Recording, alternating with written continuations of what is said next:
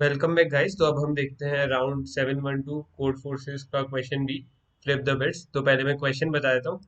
Question ये है कि हमें एक बाइनरी स्ट्रिंग दी हुई है ए, जिसकी लेंथ एन है, और हम उसके ऊपर एक ऑपरेशन कर सकते हैं जो कि है ऐसा कि हम कोई भी प्रीफिक्स सेलेक्ट करेंगे। प्रीफिक्स मतलब कि continuous segment starting from beginning.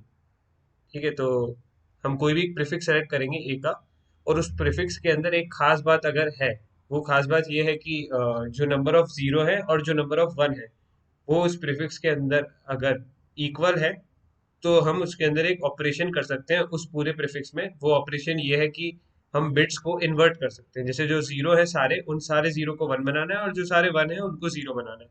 तो ये ऑपरेशन हम कर सकते हैं। किस में कर सकते हैं? उस प्रीफिक्स में जिसके अंदर इवन नंबर ऑफ वन और इवन नंबर ऑफ जीरो हो। और हमें करना क्या है, इस टाइप के ऑपरेशन हम कर सकते हैं। ये तो हमें समझ में आ गया, कितने भी कर सकते हैं, ये भी समझ में आ गया।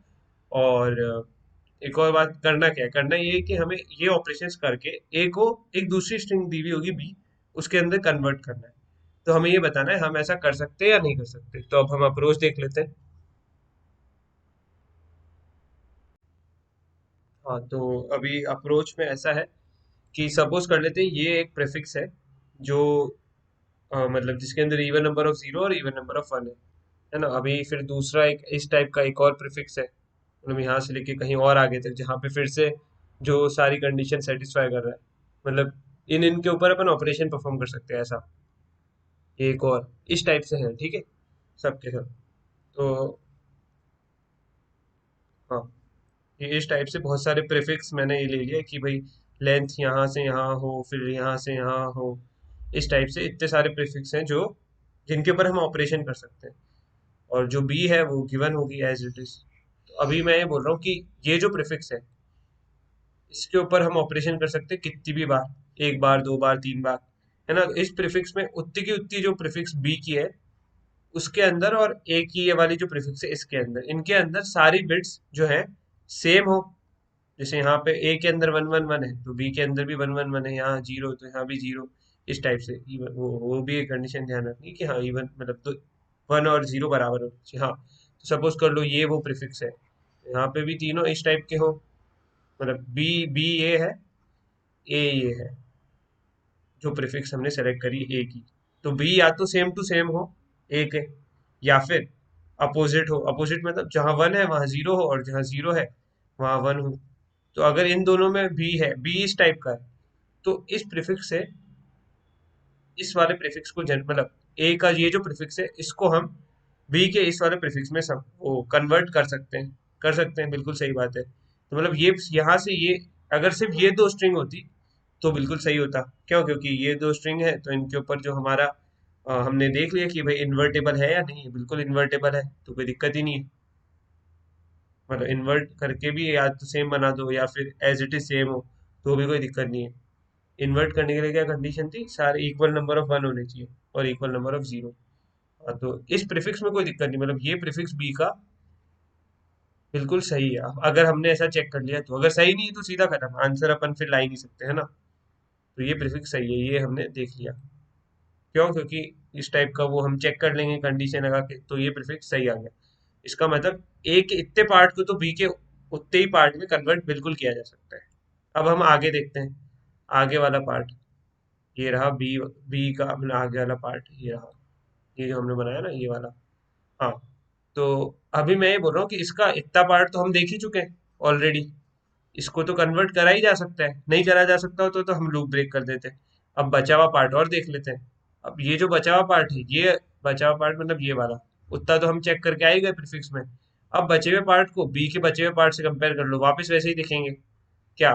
कि या तो इन्वर्टेड हो पूरा, या फिर पूरा एज इट इज हो। अगर ऐसा है तो वापस वही बोल देंगे हम कि इस प्रीफिक्स को इसके अंदर कन्वर्ट कर सकते हैं। तो यहाँ तक का जो पार्ट है बी का, मतलब यहाँ तक का मतलब समझ रहे हो? जैसे ये वाला पूरा मैं ले रहा हूँ दो बक्सों को, और जो ए है वो वाला ए का पार्ट है, वो बोलने में थोड़ा सा, हाँ। ए का और बी का जो इतना पार्ट है, ये दोनों मैच कर जाएंगे। मैच कर जाएंगे या फिर पूरे इन्वर्टेबल हो जाए, तो हम कह देंगे कि हाँ यार, ए से हम बी में जा सकते हैं। तो एक तरीके से मैंने क्या किया, पहले प्रीफिक्स को देख लिया वो जा सकता है, तो ही मैं आगे बढ़ा। और आगे किस वे में बढ़ा? दूसरे आधे प्रीफिक्स को सेलेक्ट किया। और कौन कौन से प्रीफिक्स सेलेक्ट करने थे जिनके अंदर इवन नंबर ऑफ वन और इवन नंबर ऑफ जीरो। तो बचे हुए आधे प्रीफिक्स को मैंने सेलेक्ट कर लिया। ठीक है, और फिर बचे हुए आधे प्रीफिक्स के लिए भी मैंने देख लिया कि यार उसको अपन सही ढंग से कन्वर्ट कर सकते हैं या नहीं कर सकते। कर सकते हैं, इस टाइप से मैं आगे बढ़ता जाऊंगा। अगर अपन कर सकते हैं तो, नहीं कर सकते तो मैं वहीं बीच में बोलूंगा कि यार नहीं, पॉसिबल ही नहीं, बात ही खत्म। तो इस टाइप से मैं आगे फॉरवर्ड मूव करता हूँ। इसमें कॉम्प्लेक्सिटी ऑर्डर ऑफ एन ही रहेगी। क्यों? क्योंकि मैं क्या करूंगा, डिवाइड एंड कॉन्कर टाइप का हो गया ना ये तरीका। मतलब एक तरीके से ऐसा कह सकते हैं, जैसे मैंने फर्स्ट प्रीफिक्स देख लिया, वो सेटिस्फाइड है, तो फिर मैं वापस से उस वाले पार्ट को चेक नहीं कर रहा। मैं बचे हुए, क्योंकि वहां पे कितने भी ऑपरेशन हो सकते हैं, ये बात भी ध्यान रखनी है। फिर मैं सिर्फ बचा हुआ जो पार्ट है प्रीफिक्स का, फर्स्ट प्रीफिक्स और सेकंड प्रीफिक्स जो कि कवर नहीं हुआ है। फर्स्ट प्रीफिक्स सेकंड प्रीफिक्स मतलब फर्स्ट वाला पार्ट जिसके ऊपर हम ऑपरेशन कर सकते हैं, और सेकंड वाला पार्ट जिसके ऊपर अपन ऑपरेशन कर सकते हैं। उन दोनों पार्ट के बीच का जो गैप है, उसको अब मैं चेक करूंगा। क्योंकि पहले फर्स्ट प्रीफिक्स को तो मैं चेक करके आ ही गया पूरा। अब बचा हुआ जो बीच की लेंथ है उसको चेक करना है, तो उसको चेक किया। तो वैसे ही मैं आगे से आगे जहां तक भी ऑपरेशन वैलिड है वहां तक कर लूंगा। और उसके बचा हुआ जो पार्ट है, मतलब सपोज करो कि यहीं तक ही अपन ऑपरेशन कर सकते हैं, यही वो प्रीफिक्स है जहाँ पे नंबर ऑफ जीरोस और नंबर ऑफ वन बराबर है, बाद में कहीं पे भी बराबर नहीं है। अच्छा, बाद में कहीं पे भी बराबर नहीं है। तो इसका मतलब क्या, बाद वाला जो पार्ट है वो पूरा का पूरा क्या होना चाहिए, सेम होना चाहिए, किसके, बी के। तभी हम ए को बी में कन्वर्ट कर सकते हैं, वही हमें करना है। तो मैं बस इसी टाइप से अप्रोच करूंगा। मैंने आपको बता दिया, एक तरीके से मैं डिवाइड कर रहा हूँ हर एक छोटे छोटे लेंथ जो है ए के और बी के, उनको कंपेयर कर करके चेक कर रहा हूँ कि यार यहाँ पे क्या मैं ए को बी में डाल सकता हूँ या नहीं डाल सकता हूँ, क्या यहाँ पे डाल सकता हूँ या नहीं डाल सकता हूँ। डाल सकता हूँ तो मैं आगे बढ़ रहा हूँ, और हर एक पार्ट को मैं एक एक बार ही कवर कर रहा हूँ। तो इसलिए ऑर्डर ऑफ एन में ही, बिग ओ ऑफ एन में ही ये कंप्लीट हो जाएगा। मतलब मैं कोई भी चीज वापस से कैलकुलेट थोड़ी ना कर रहा हूँ। तो बस यही है, ये मेरी अप्रोच थी। जैसे मैंने दूसरे भी सोल्यूशन देखे, उसमें भी मेरे को काफी अच्छी अच्छी अप्रोच मिली एक देखने को। तो उसमें ये अप्रोच थी कि यार अभी तो मैं आगे से कर रहा हूँ ऑपरेशंस। आगे से करने में क्या है कि मुझे हर के लिए चेक करना पड़ रहा है ना। लेकिन अगर कोई पीछे से चेक करे तो कोई दिक्कत ही नहीं। क्यों? क्योंकि पीछे वालों को तो एक ही ऑपरेशन, जैसे पीछे वाले जो है उनको तो एक ही ऑपरेशन करना है ना। जैसे पीछे वालों का आप ऑपरेशन कर दो, और फिर आपको एक ही ऑपरेशन करना है पीछे वाले के लिए, फिर उसके बाद आपको आगे वालों की टेंशन लेनी है। यहाँ पे क्या है कि, मतलब जैसे थोड़ा सा ऐसा है कि अगर आप पीछे से करोगे ना, तो एक ज्यादा एक एडवांटेज मिलेगा, उसमें अंदर आप डायरेक्ट ही कर लोगे, इतना सब करना नहीं पड़ेगा। तो वो दूसरी अप्रोच है, मैंने जो बताई वो तो आप लोगों को आई गई होगी, वो भी आप देख सकते हो दूसरे बच्चों के सबमिशन वगैरह, उसमें भी आपको देखने को मिल जाएगी। तो अभी हम कोड देख लेते हैं। तो मैंने यही चेक किया है। यहाँ पे मैं क्या कर रहा हूँ, जीरो है तो उसको मैं -1 दे रहा हूँ। -1 मतलब एक जे काउंटर चला दिया जिसकी वैल्यू जीरो है। और अगर जीरो आ रहा है तो -1 कर रहा हूँ मैं, और अगर वन आ रहा है तो +1 कर रहा हूँ। तो जहाँ पे भी जे जीरो है, मतलब वही जे को मैं एआई में स्टोर कर रहा हूँ।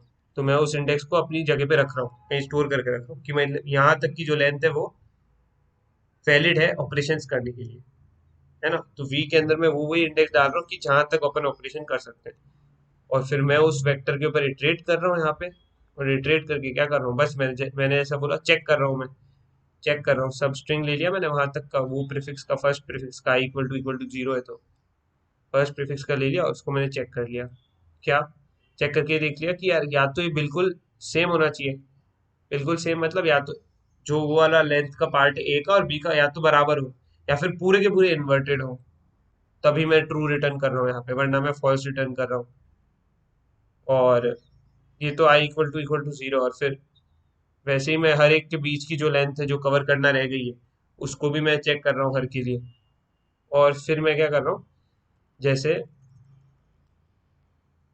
हम्म जो लास्ट वाला पार्ट बच गया है, लास्ट वाला पार्ट बच गया है, मतलब जैसे मैंने बताया था ना कि वो बीच में फिक्स खत्म हो गया, उसके बाद के जो प्रीफिक्सेस है किसी में भी जीरो नहीं आ रहा है। मतलब जीरो नहीं आ रहा है मतलब सम जीरो नहीं आ रहा है। सम जीरो मतलब जैसे इवन नंबर ऑफ वन और इवन नंबर ऑफ जीरो नहीं है।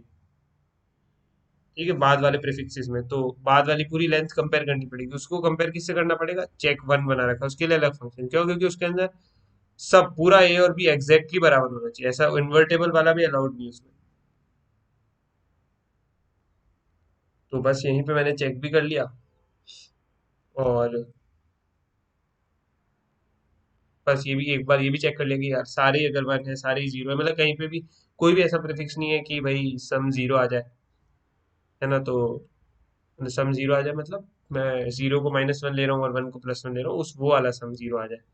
तो आप ये बोल सकते हो कि इवन नंबर ऑफ 1 और इवन नंबर ऑफ जीरो आ जाए, ऐसा कोई भी प्रीफिक्स नहीं है। तो पूरे के अंदर क्या होना चाहिए, सेम होना चाहिए एज इट इज। तो वो भी मैं चेक कर रहा हूँ यहाँ पे चेक वन के थ्रू पूरी की पूरी स्ट्रिंग्स को। तो बस वही मैं देख रहा हूँ कि कुछ गड़बड़ तो नहीं, गड़बड़ है तो एक फ्लैग है कि उसको मैं 1 असाइन कर रहा हूँ, 1 है फ्लैग तो नो प्रिंट कर दो, वरना यस प्रिंट कर दो। सो यार that's it guys, thank you very much. मतलब आप मेरी अप्रोच से समझ गए तो भी बढ़िया है, नहीं तो आप एक और वो जो मैंने अप्रोच बताई उसको भी देख सकते हो आप किसी और, या अगर आपको देखनी हो तो आप कमेंट में लिख देना, मैं सोल्यूशन शेयर कर दूंगा जिसके मैंने देखे थे सोल्यूशन। ठीक है। सो यार thank you very much guys.